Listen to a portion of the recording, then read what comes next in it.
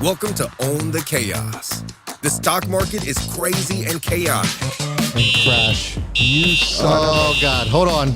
Pause. Yep. Brad and Fat Man Zoom are here to help you own it. They were targeting Wall Street when they should have been targeting Capitol Hill. They should have been targeting DC. This is the same thing, and this is what people keep missing. Taking it to the suits, being relatable and hilarious. You bought GameStop at 400, didn't you? To the moon, baby. To the moon. Get ready to own the chaos in 3, 2, 1. What's up, everybody? Welcome to the Chaos. My name is Brad, and the stock market is crazy and chaotic. We made it our mission to help you guys own it. It is a wonderful day, finally, in the stock market. Before we get into any of that, Fat Man Zoom, how about you have everybody up with a starting five? Let's go, baby. Ralph Vandenhoek. Hook. Jeff Panika, Kyle Ziegler, TR Kobe. Is that a new? Do I know TR Kobe? No, that's a new one. Shane Haley and Walter Toma. You guys are our starting five. We back. More importantly, it is B. Smith's birthday. So I figured what better day for me to come back than B. Smith's birthday. So don't expect much from me. I have no idea what the hell's going on. I do know Clover is doing a little something, but I'm just going to be hanging out today, people. It's good to have you hanging out, though, man, regardless. Happy birthday, man. Thanks, bro. How's the birthday going? So far, so good. It's been good. And we also have another Chaos Crew guest in the house. We Mike do. Hudson's in the house, Mike chilling is in the house. background. Yep. It's a good day. Interesting fact, Fat Man Zoom. Yeah. This is the second March 9th in the road that the stock market has absolutely ripped face. So there's something with your birthday? Yeah, I think Nice. there's a direct correlation. So March 9th, everybody, make sure you're buying the dip on March 8th because March 9th is where it's at. Yep. I like that. Also, on this date last year, in the intro, where the fire alarm went off, Yeah. we're year to date. It was Yeah, on my that's it. birthday as well. Yeah. Nice. Interesting. That was a wild day. But yeah, man, it's been great. And, obviously the stock market gods are shining down. We have some really good movement in the overall market. The Dow's up 775 points.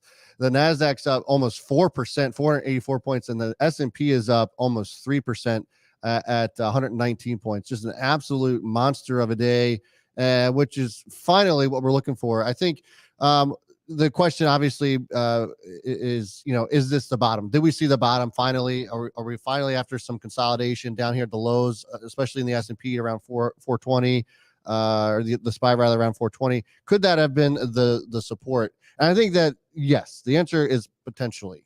I don't want to sit here and make an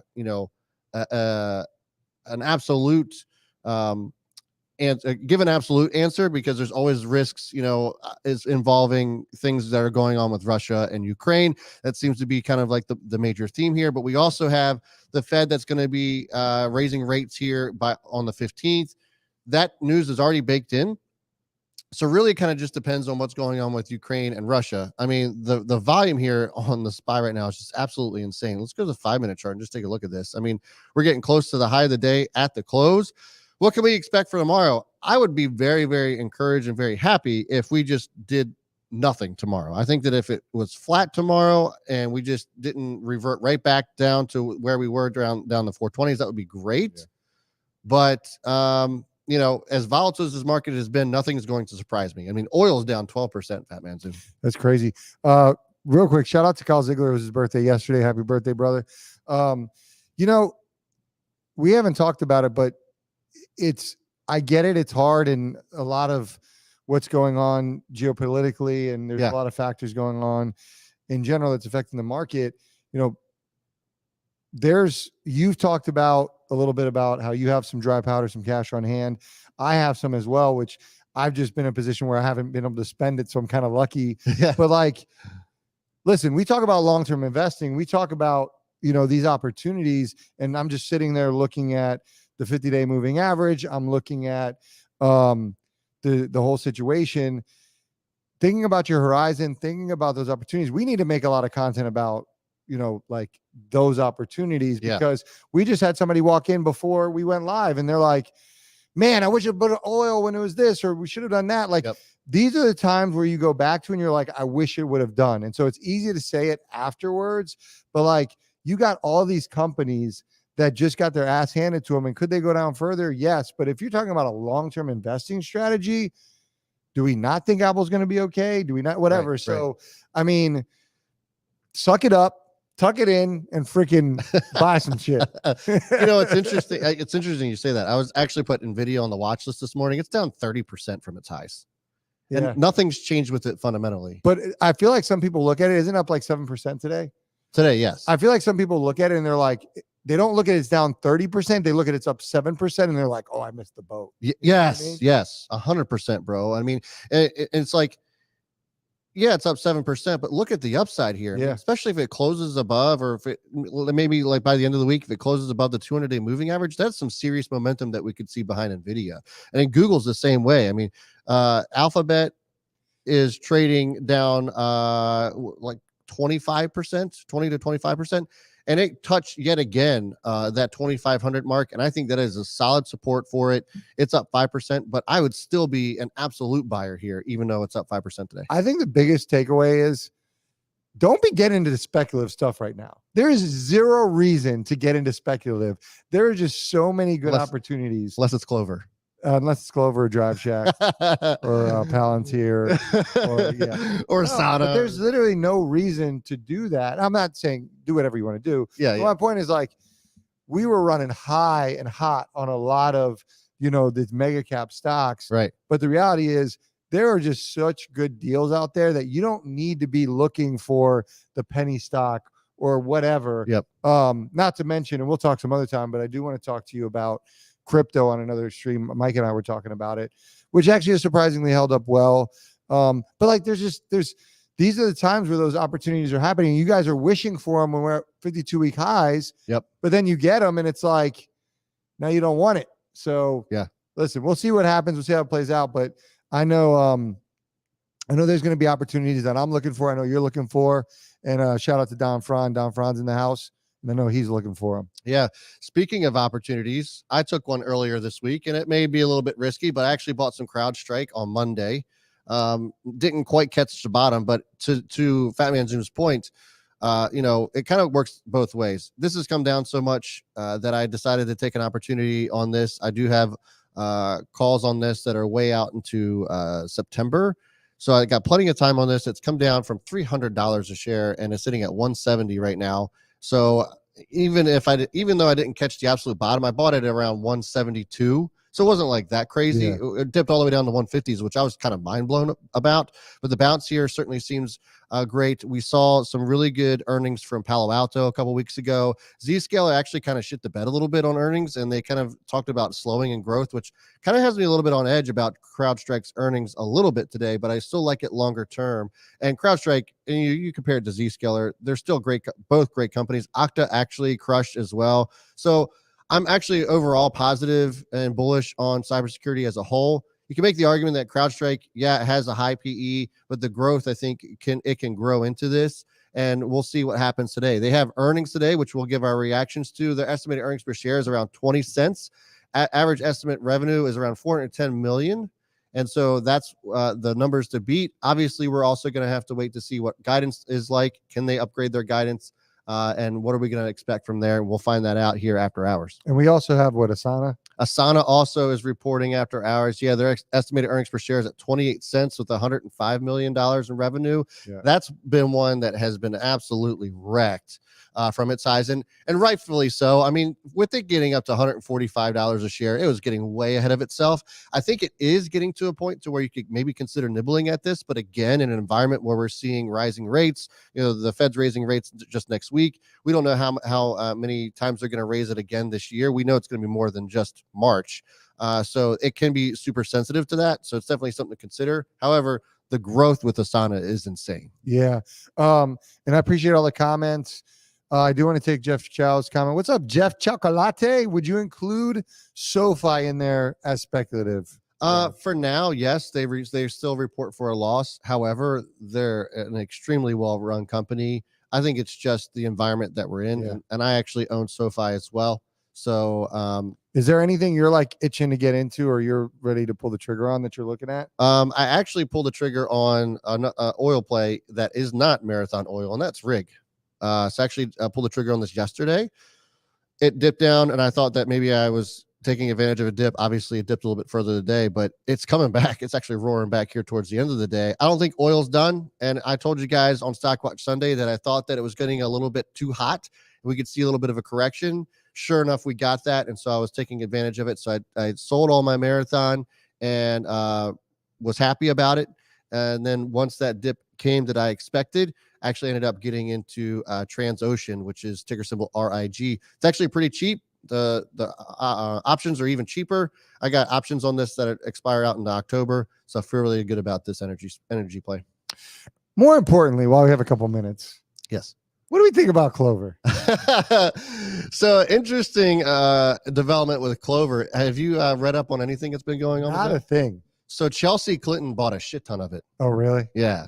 She's a board of directors. Yeah. So she went in and there's a huge insider buy here for Clover. There's been a couple of upgrades. So that's why the stock's kind of really been moving as of late. Their earnings actually weren't all that bad either. They still weren't great, but that's kind of been the big story is that Chelsea Clinton bought like I don't love that $250,000 worth of Clover. Yeah. Yeah. That's not a really, to me, I don't love that as a catalyst. However, it is going to close over the 50-day moving average for the first time since November of last year. There we go. Double down. Yeah. All in. So momentum's there. And one more. How do we feel about Ford? That's a great question. So I'm a little bit nervous, not just about Ford, but about the entire EV industry in general. Including Tesla, because there is a serious nickel shortage. And it was there before, but it's exacerbated with the whole Russia issue. We saw the nickel market just go absolutely crazy over the last couple of days. On Monday, it went up 75-80%. The JJN, which is a nickel ETF. And then it's obviously cooled off a little bit. It's down 27% today. But this is on potential news, and this isn't even news yet. Potential news that things are kind of easing up a little bit in Russia, Ukraine, but we have no idea where this is headed. So if this sustains, then there's going to be a lot of trouble ahead. Jim Farley came out and said that they expect to produce and sell 2 million EVs by 2024. And he was asked a lot of questions about where they're going to get the resources to be able to support that demand. And even Elon Musk has talked about this. That nickel has been a really big pain point as far as being able to produce the amount of vehicles in order to meet the demands. So I'm a little bit concerned about that. It's one big challenge that I think is ahead for EVs in general. Interesting. And so Don Franz said Model 3 and Y in China no longer need nickel, and soon it'll be all Model 3s and Ys. Yeah, I believe that's with their new battery tech. Isn't that correct, Don? I don't know that offhand. But right now, nickel's the big story. The constraint for them. Yeah. Which, if that's the case, that bodes well for Tesla. Yeah, if Tesla can work their way around nickel, then yes, that's huge for them. Yeah. But there's other natural resources that come out of Russia and that area in general that could pose some headwinds. Perfect timing. It's the closing bell about to happen. We just hit above 100 concurrent. So guys, make sure you hit that thumbs up. And as we're talking about stocks, we still do send out the daily watch list. Yes. So if you guys are interested in the daily watch list, 5 free stocks every morning we send out before the market opens. Go ahead and click the link in the description. It'll take you to onthechaos.com where you can get the free daily watch list. That's pretty good for not having done that for. It is. I'm impressed. Don said yes. He looked it up after the stream. Okay. All right. Cool. We'll check it out.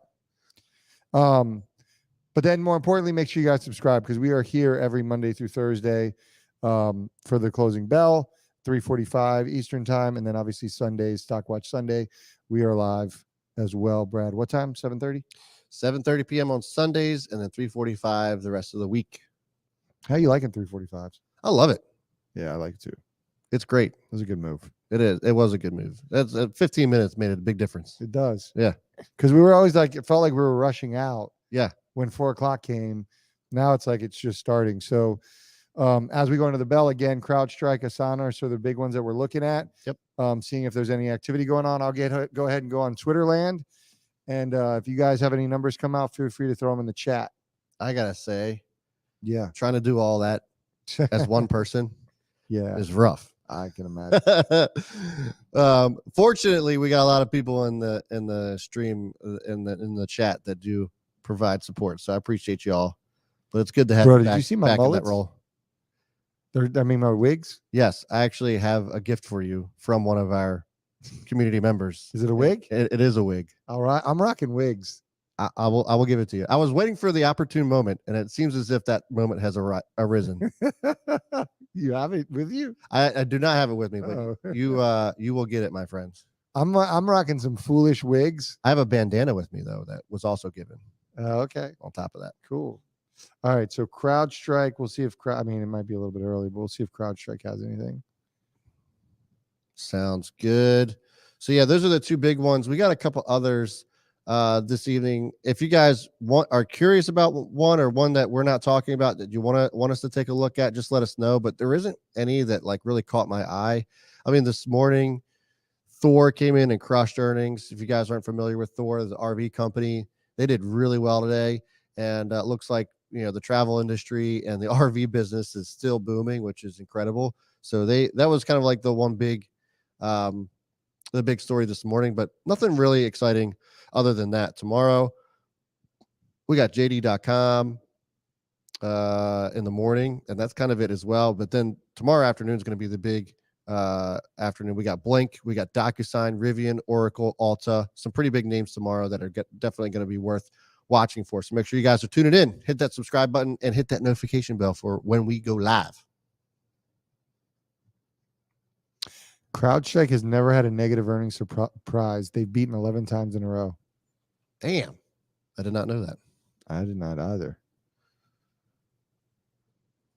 So pretty high confidence that they're going to beat here. Stock right now after hours is up just under 0.5%, but no crazy movement just yet. That indicates that any kind of numbers are out. Somebody asked earlier, I mean, while we're waiting, about Shopify, is it a reversal, or do you think it's going to continue downtrend? Well, Jay Patel, Shopify is finally reversing, or will it drop again? What are your thoughts on Shopify as a whole? That's a good question. I mean, you look at their PE, it's 158 times next year's earnings. And you compare it to something like Amazon, which I don't know off the top of my head, is oh shoot, where's it at? There it is. It's 57. So when you compare the two, Amazon's actually cheaper. Yeah. Fundamentally than Shopify is. Now, I'm not saying that Shopify isn't a buy, and they're obviously in a different part of their growth story. So there's that argument that you can make. But if I'm looking at Shopify or Amazon right now, I think I'd rather go Amazon. Is this a reversal for it? I'm not sure. I think we're gonna have to wait to see how our next quarter's earnings actually play out and what kind of guidance they give, because with everything going up in price with inflation, that's going to weigh heavily on companies like Shopify and Amazon as well. Yeah, I mean, again, this is a perfect scenario. No, in my opinion, no. Yeah. Could it be the beginning? Yes, but not. You can't say that's a reversal. No. Again, you got to look at the entire picture. So as Brad's drawing this, look at all that downside. You can allow it to run a little bit and start reversing trend. Yeah. You don't have to. Your neck to catch the bottom is just an impossible task. Yeah. And I feel like people just want to catch that first candle. Why? Like, I get it, but like, you're gonna be in a world of pain more often than not if you try to do that. Let it run a little bit more, let it pull back, come back, like let it confirm, and then wait for it. And I get it. Like, I've been there before. Yeah. Like, I want to jump in. We all have. But that's the reality, is like, you're a couple of percentage points when really, if it reverses, you've got huge upside behind it. So what's a couple of percentage points if you can have 20%, 25% upside? Yeah, 100%. Speaking of buying at interesting times, I talked about this earlier in the week. Did you catch that Carl Icahn sold all of his Occidental Petroleum and then Warren Buffett went and bought it right back up? No, I caught nothing in the market. So or on TV or anything. So Asana is down 6%. We'll take a look at Asana in just a second. Try to pull the numbers. Go ahead. But it's very interesting. Carl Icahn, world famous investor, bought Occidental Petroleum at under $10 a share. and Warren Buffett actually owned common shares of Occidental Petroleum, sold it in August of 2020 when we saw negative oil, and then and then bought it back just this past week after it went up 500%. Wow. So Carl Icahn makes $1 billion, is out, and then Warren Buffett ends up selling it at a low, then buying it up 500%, which is very uncharacteristic if you would think about how Warren Buffett invests. Yeah, just that kind of is surprising. Yeah. You're telling me he's going crazy?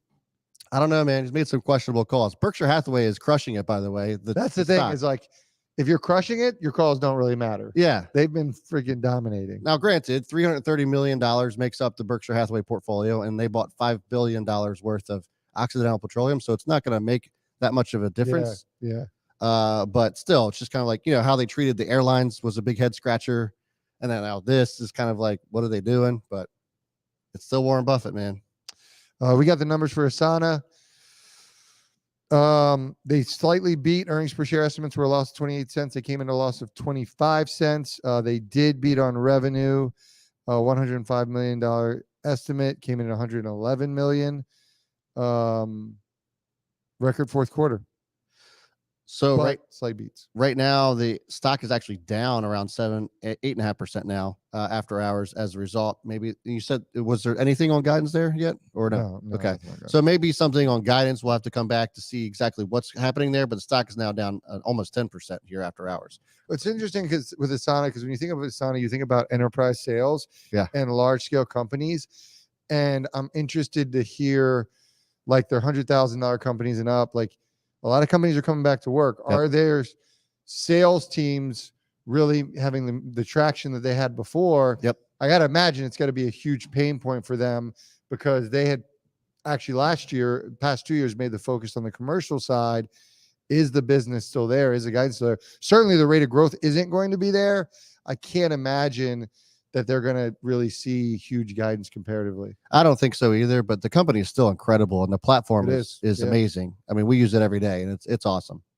CrowdStrike is up 10% here. Yeah, I think we have the numbers here. Maybe I do. Sorry, I'm not going to give them yet, but I think we do have the numbers in.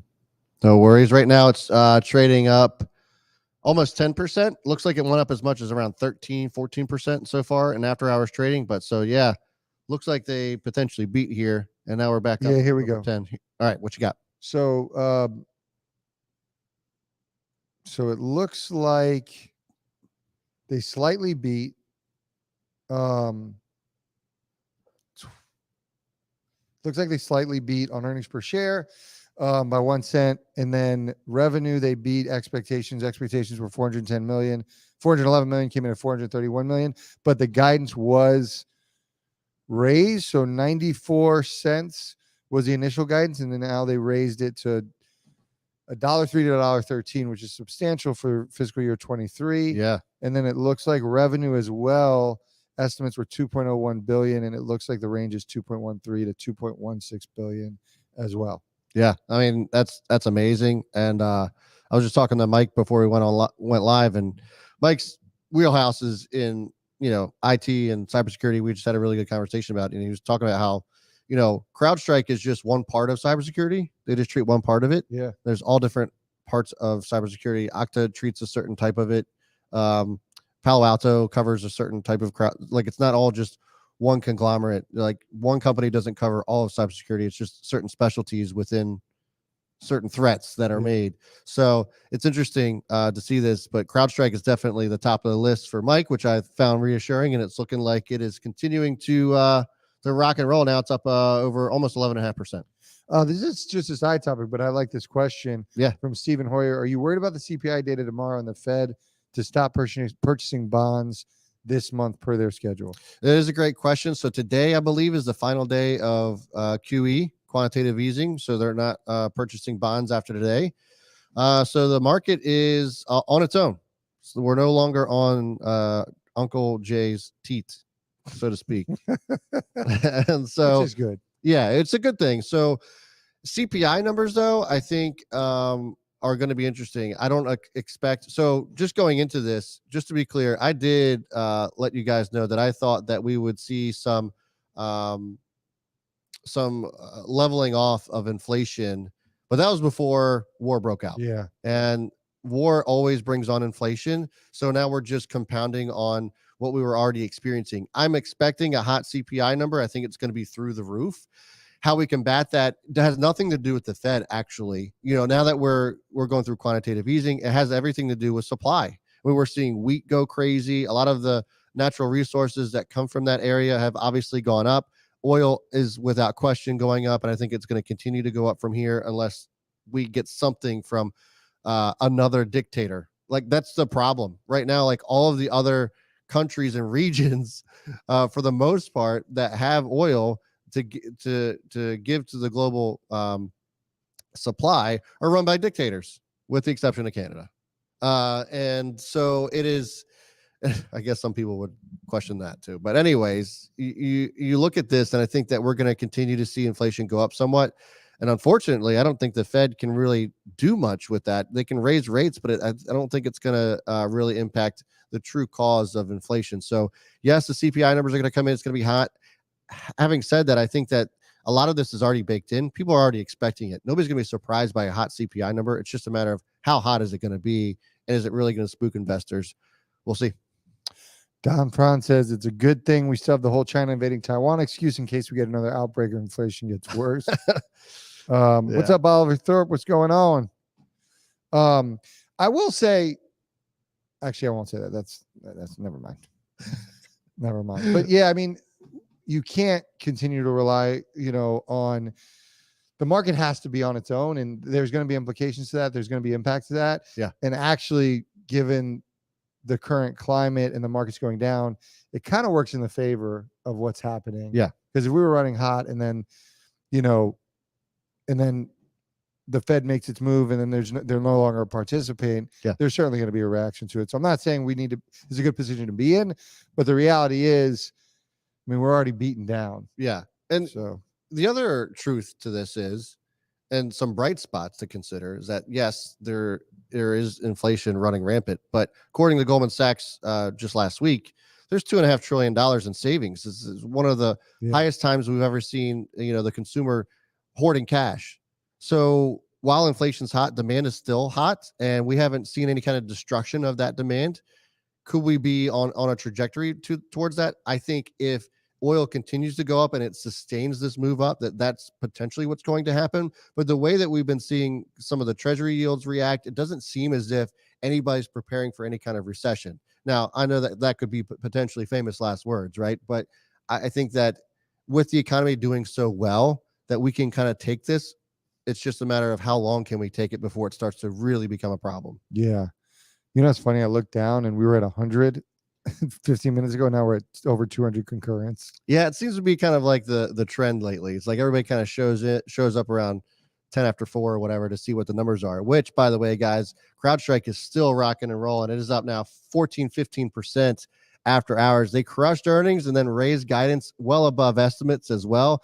Everything that you want from a good earnings, CrowdStrike gave you. So they beat on earnings per share, they beat on revenue, and then raised their guidance above estimates as well. So really good, solid moves out of here on CrowdStrike. And for the 200 of you guys that are in here, if you haven't liked that or hit that like button yet, please do so to show support for the channel. We certainly would appreciate it as well. If you're not subscribed already, also consider doing that. Hit that notification bell to get notified when we go live every single day. And I like twist just Asana. So Asana slightly beat, didn't turn out well. Loss of 28 cents was the estimates, came in a loss of 25. Revenue 105 million, came in at 119 million, but 111 million. We're waiting to see what the guidance on that is. Haven't heard yet, but year over year, it already indicates that it's slowing down a little bit. So yeah, not too surprising there. And we've seen this from especially stocks that are still or from companies that are still reporting for a loss. Just in this environment, if you're not showing any kind of growth like you were, they just get punished. Even if they come in above estimates, they just get absolutely punished. So Asana would have had to do something extraordinary to see a move up. And unfortunately, this has kind of been the theme for a lot of these kind of companies that got ahead of themselves last year. Yeah, absolutely. We back, baby. We are back. Freddie's back tomorrow. Yes. So Freddie Valloy will be back tomorrow. I'll be back once a week. hopefully get to 2 weeks, twice a week on the channel. But then I'm just excited to get back into trading. So we'll be producing more content. I'm out in LA next week, so remains to be seen if I'll be able to come in on that. But I should be back after that. So, guys, we will be back tomorrow. Yes. At least Brad and Freddie Valoy, 3:45 Eastern time. Make sure you hit that subscribe notification bell. Brad, what else you got? That's all I got, guys. Again, thanks so much for hanging in. Hit that like, subscribe, and I'll see you guys tomorrow. Bye. Bye.